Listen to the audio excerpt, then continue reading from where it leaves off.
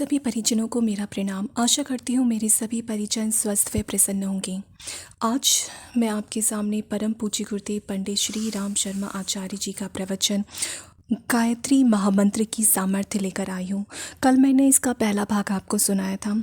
भाग तो एक ही है वैसे इसका, लेकिन ये प्रवचन बहुत बड़ा था, इसलिए मैंने सोचा है इसको 3-4 वीडियोस में कवर किया जाए, क्योंकि 15 मिनट की वीडियो कल हो गई थी, तो इसलिए थोड़ा सा लंबा है इसलिए।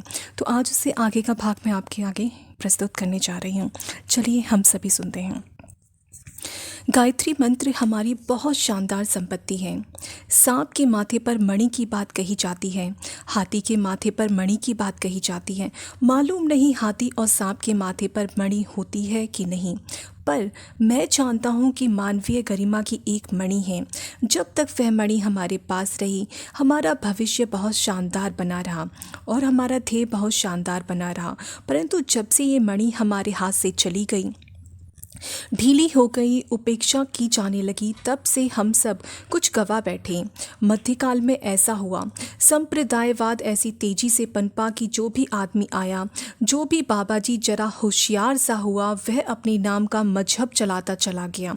बिखराव होते चले गए और मूल सत्ता से ध्यान हटाने और बांटने के लिए उन्होंने ऐसे ऐसे इल्ज़ाम लगाए गायत्री मंत्र के ऊपर, जिससे इसकी उपेक्षा होने लगी, जबकि वह हमारा मेरुदंड था। उपेक्षा होने के साथ साथ यह भी कहा जाने लगा कि गायत्री मंत्र को श्राप लग गया है। अच्छा, गायत्री मंत्र ब्राह्मणों का है। अच्छा, गायत्री मंत्र को स्त्रियां नहीं जप सकती। अच्छा, गायत्री मंत्र को कान में ही कहा जा सकता है। अच्छा, ना जाने क्या से क्या बताते चले गए, ताकि इस ओर से आदमी का ध्यान बटे।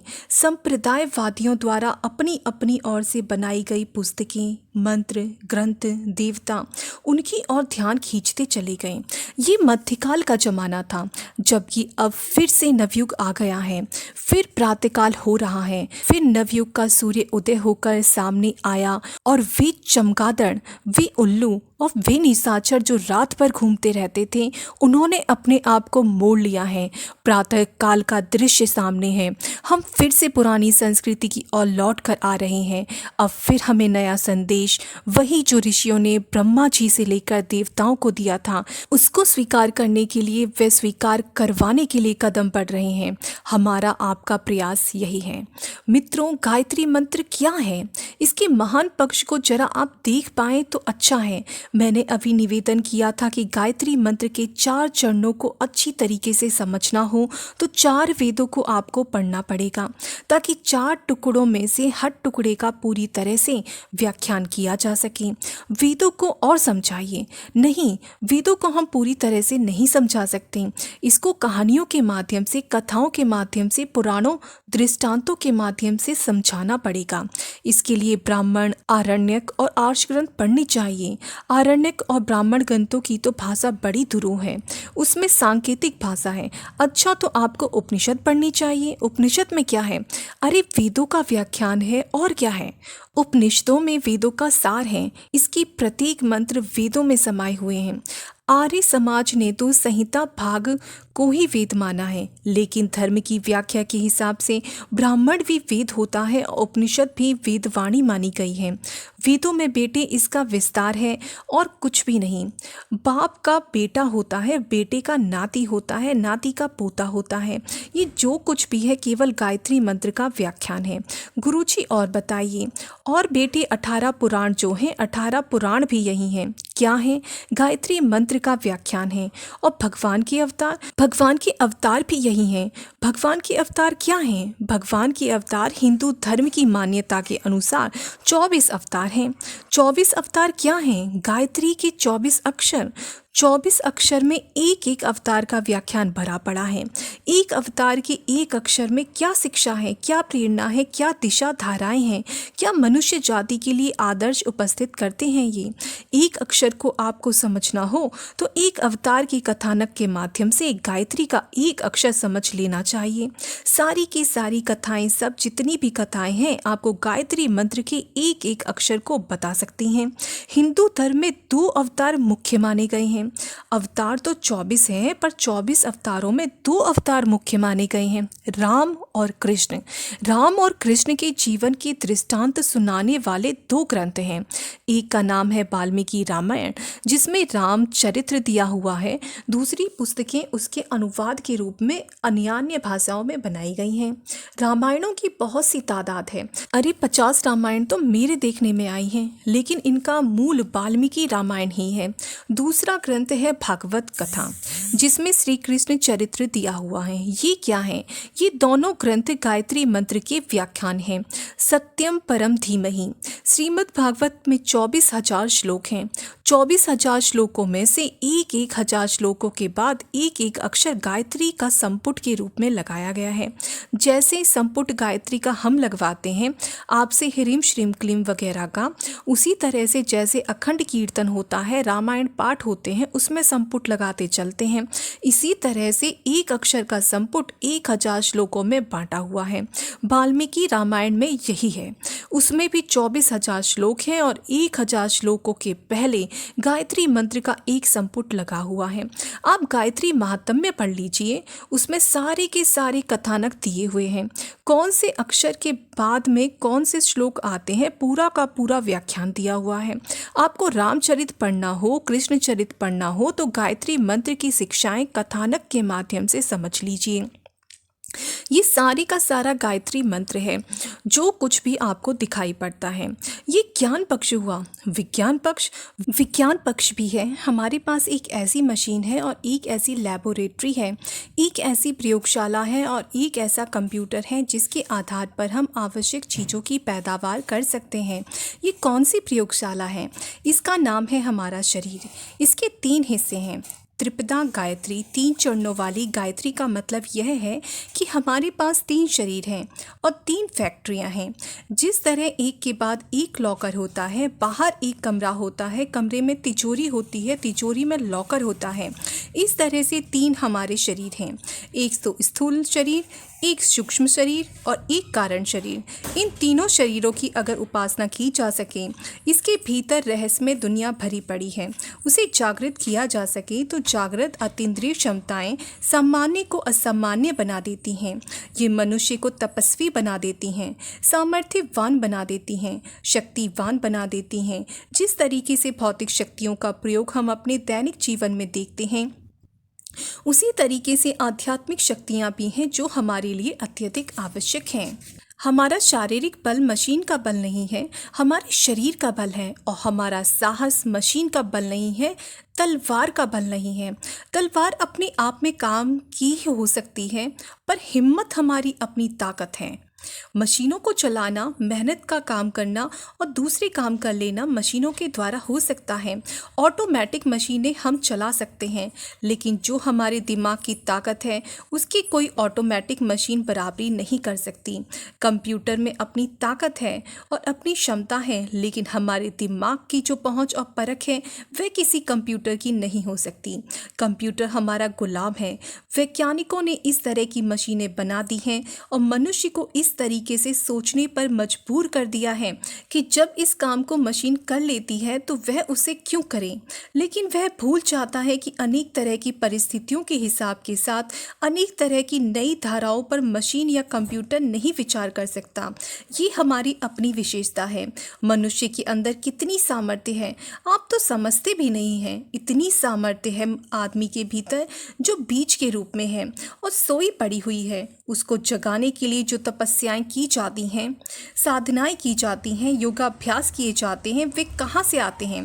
वे सारे के सारे गायत्री मंत्र में सन्निहित हैं। 24 अक्षर के भीतर 24 योग हैं और प्रत्येक 8 अक्षर गायत्री मंत्र में इस प्रकार से हैं, जो तीनों शरीरों की साधना के लिए अष्टांग योग हैं। राजयोग किसका है? ये मानसिक है। शरीर के लिए हठ योग है और भी बहुत सारे योग हैं, जिसकी व्याख्या में मैं आपको नहीं ले जाना चाहता। मैं तो केवल आपको इतना बताना चाहता हूँ कि हमारा ज्ञान पक्ष और विज्ञान पक्ष दोनों ही पक्ष उससे जुड़े हुए हैं, जिसे हम गायत्री मंत्र कहते हैं। गायत्री मंत्र जिसकी उपासना, जिसकी विधि, जिसका प्रयोग और जिसका तत्व ज्ञान, ये सारी चीज़ें सिखाने के लिए मशीन का जिसके आप सदस्य हैं, जिसका निर्माण हुआ है और जिसमें कि हमको और आपको एक धागे में बांध दिया है। हमारा आपसे स्नेह इसी एक धागे से बंधा हुआ है, हम बंधे हुए हैं। ये क्या चीज़ है? ये भारतीय संस्कृति का मूल है। कैसे? बताइए जरा। अच्छा, हम और बताते हैं कि किस तरीके से यह मूल है। शिखा और सूत्र ये हिंदू धर्म की दो निशानियां हैं। शिखा क्या है? बेटे गायत्री मंत्र है।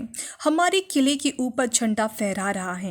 लाल किले के ऊपर झंडा फहराता है, कांग्रेस का झंडा फहराता है, राष्ट्रीय ध्वज फहराता है। इसी तरह से हमारे मस्तिष्क के ऊपर ज्ञान की देवी ऋतंबरा प्रज्ञा का झंडा फहराता है। शास्त्रों में बताया गया है कि इस झंडे को फहराते रहना चाहिए।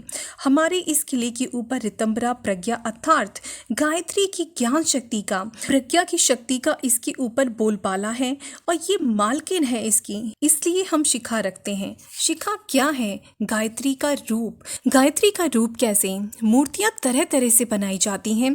कुछ संगमरमर की बनाई जाती है, कुछ अष्ट धातु से बनाई जाती है, कुछ किसी की बनाई जाती है, लेकिन ये गायत्री की मूर्ति बालों की बना दी गई है। अन्यथा तरह तरह की मूर्तियां इसमें कैसे टिकाई जाएंगी, कैसे रखी जाएंगी? गिर पड़ेंगी और उखड़ जाएंगी।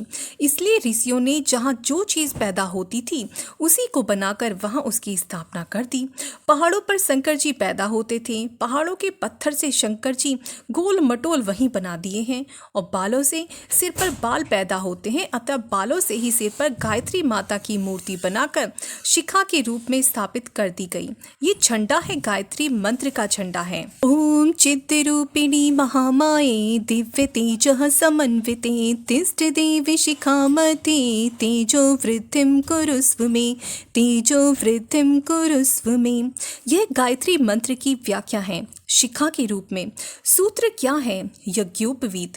यज्ञोपवीत क्या है? गायत्री मंत्र है।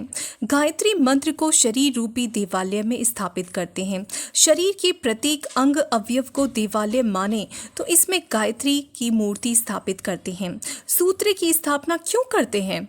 सूत्र की स्थापना हम इसलिए करते हैं कि जो किसी अन्य चीज की बनाई गई होती तो उसका ठहरना मुश्किल होता। अगर ये मूर्ति लोहे की बना देते और जब हम रात को सोते तो मुश्किल पड़ जाती। पत्थर की बनाते तो 24 घंटे कहाँ लिए फिरते। सूत की इसलिए बना दी गई है कि 24 घंटे इसे शरीर के साथ में लपेटा जा सके। गायत्री मंत्र आपका स्वरूप है। इसमें 9 शब्द हैं। गायत्री मंत्र में 9 शब्द हैं और जनेऊ में 9 धागे हैं। गायत्री मंत्र में 3 व्याहृतियां हैं और जनेऊ में 3 गांठें लगी हुई हैं। गायत्री में एक ओम है और यज्ञोपवीत में एक बड़ी गांठ ब्रह्म गांठ लगी हुई है। इस गायत्री मंत्र को कहाँ रखना चाहिए? सारे के सारे महत्वपूर्ण अंश अंग जो हमारे पास हैं उन सबको गायत्री मंत्र में लपेट दिया है, कंधों पर लपेट दिया है। कंधा हमारी जिम्मेदारी की निशानी है। यह वजन हमारे कंधे पर रखा हुआ है, हमको जिम्मेदारी का निर्वाह करना है। गायत्री मंत्र में जो ज्ञान और विज्ञान है उसको हम जीवन में धारण करेंगे, उसका हम प्रयोग करेंगे। उसके लिए इसकी जिम्मेदारी और उत्तरदायित्व कंधे पर निभाते हैं। कंधे पर निभाने के बाद में कहाँ ले जाते हैं? हृदय पर ले जाते हैं। क्यों?